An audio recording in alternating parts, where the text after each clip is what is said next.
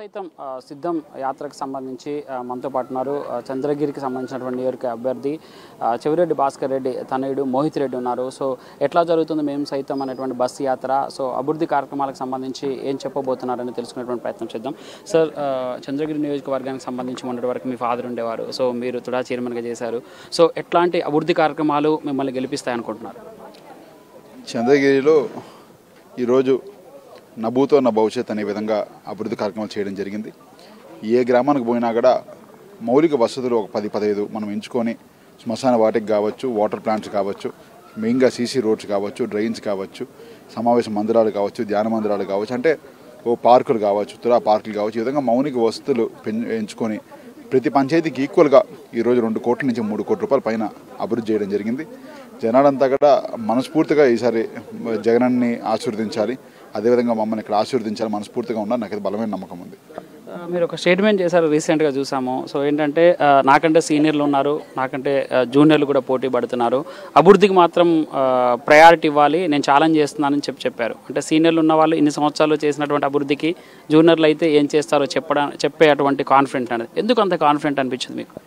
గతంలో వాళ్ళతో కంపారిజన్ కాదు, కానీ ఖచ్చితంగా నా వరకు తీసుకుంటే గత 40 ఏళ్ళుగా జరిగిన అభివృద్ధి అయితే మేము చేసి చూపించాము. ఈరోజు అదేవిధంగా సంక్షేమ పథకాలు కూడా ఆ స్థాయిలో 40-50 ఏళ్ళుగా ఏ ముఖ్యమంత్రి చేయని విధంగా జగన్ ఇంత జూనియర్ అంటే 70 ఏళ్ళు, 65 ఏళ్ళు, 80 ఏళ్ళు ముఖ్యమంత్రులు ఉన్నావు అంటే ఆ స్థాయిలో మేము 40 ఏళ్ళు 50 సీనియర్లు చెప్పుకునే వాళ్ళు కూడా ఈ స్థాయిలో జగన్ లాగా అభివృద్ధి చేయలేదు. ఈరోజు మొదటిసారి ముఖ్యమంత్రి అయినా కూడా ముఖ్యమంత్రి గారిని దించలేక ఈరోజు 4 పార్టీలు కలిసి వచ్చినా కూడా ఇంకా వాళ్ళ నమ్మకం లేక ఇంకా ఏవో దుష్ప్రచారాలు చేస్తున్నారు.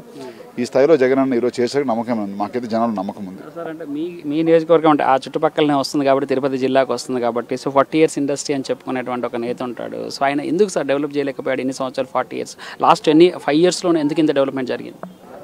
ఈ 5 ఏళ్ళు మాత్రం ఒక స్వర్ణయుగం అని చెప్పుకోవాలి. ఎందుకంటే మన ఎమ్మెల్యే చెవిరెడ్డి భాస్కర్ రెడ్డి గారికి చంద్రగిరి కాన్స్టిట్యున్సీ అంటే ఇంట్రెస్ట్, అంటే ఎక్కడా లేని విధంగా రోల్ మోడల్గా చేయాలి.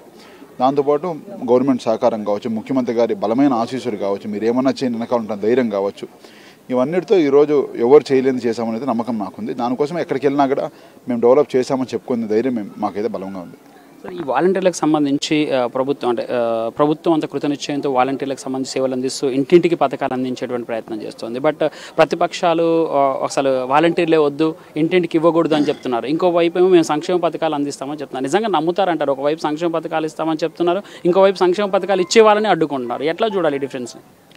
ఈరోజు టీడీపీ వాళ్ళే ఎలక్షన్ కమిషన్కి లెటర్లు రాసి ఆ లెటర్లు కూడా ఆధారంతో సహా వాళ్ళు పెన్షన్ ఆపించడం అంటే ఇండైరెక్ట్గా మీరు వాలంటీర్ ద్వారా చేయకూడదని చెప్పి చేయడం జరిగింది.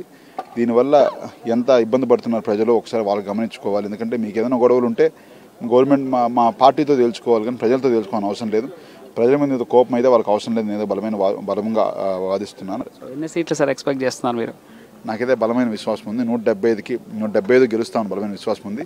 అందులో మొట్టమొదటి చంద్రగిరి అవుతుందని నేనైతే బలంగా చెప్తున్నాను. సో ఎట్లా అనిపిస్తుంది సార్? అంటే మీరు ప్రజల్లో తిరుగుతున్నారు, సో ప్రజల దగ్గర నుంచి ముఖ్యంగా మీలాంటి వాళ్ళు వచ్చినప్పుడు యూత్ నుంచే ఫుల్గా కోఆపరేషన్ ఉంటుంది, ఫుల్గా వాళ్ళు సపోర్ట్ చేస్తున్నారు. సో ఇప్పుడు మేము వచ్చేటప్పుడు కూడా చూసాము. సో ఇక్కడ నుంచి చూసుకుంటే ఒక 5-6 kilometers వరకు మొత్తం స్వాగత తోరణాలు అరటి వాడితో కట్టేసి మరీ చేస్తున్నారు. అంటే ఇట్స్ తిరుపతి అంటే ఇట్స్ కైండ్ ఆఫ్ కల్చరల్, తర్వాత ఆధ్యాత్మికం ఉంటుంది కదా, సో ఆ కైండ్ ఆఫ్ ఎన్వైరన్మెంట్ క్రియేట్ చేస్తున్నారు. ముఖ్యమంత్రి గారు మా ప్రజల కోసం కావచ్చు, మా కాన్స్టిట్యున్సీ అభివృద్ధికి కావచ్చు, అన్ని విధాలుగా రాష్ట్ర అభివృద్ధికి కావచ్చు ఈ స్థాయిలో తోడ్పడుతూ ఉండి రాత్రిపూట కష్టపడుతూ ఉంటే, అలాంటి ముఖ్యమంత్రి గారు మా కాన్స్టిట్యున్సీకి వస్తే ఆ వెల్కమ్ అనేది మినిమం మేము చేయాల్సిన బాధ్యత. ప్రజలందరూ కూడా మేము చేస్తూ ఉంటే ఇంకా బాగా చేద్దాం, ఇంకా మేము ఇన్వాల్వ్ అవుతాం అని చెప్పి వచ్చి వాళ్ళ పార్టీకి వాళ్ళు వాలంటీర్గా ఇన్వాల్వ్ అవుతున్నారు. నిజంగా అలాంటి నాయకత్వంలో పనిచేయడం మాకైతే అదృష్టంగా భావిస్తున్నాం. తప్పకుండా 30 ఏళ్ళ నాయకత్వం అయితే మన ఆంధ్రప్రదేశ్కి ఉంటుంది అయితే బలంగా నమ్ముతున్నాను. Thank you sir and all the best for you. Thank you sir. So చూస్తున్నాం ఏదైతే సంక్షేమ పథకాలు చేశారో ప్రజల మధ్య ఉండేటువంటి నాయకునికి ఖచ్చితంగా ఆశీర్వదిస్తారంటున్నారు. సో చెవిరెడ్డి భాస్కర్ రెడ్డి గారి గురించి చాలా మందికి తెలుసు ఈ ఏరియాలో. సో అతను ఏదైతే సేవా కార్యక్రమాలు చేస్తారో దాన్ని అందిపుచ్చుకున్నటువంటి తనయుడిగా ఆ సేవా కార్యక్రమాలు కంటిన్యూ చేస్తూ డెవలప్మెంటల్ యాక్టివిటీలో కూడా పార్టిసిపేట్ చేస్తానని చెప్పేసి మోహిత్ రెడ్డి చెప్తాను. వీడియో జర్నలిస్ట్ క్రాంతితో రాజ్ కుమార్ ఫర్ సాక్షి టీవీ.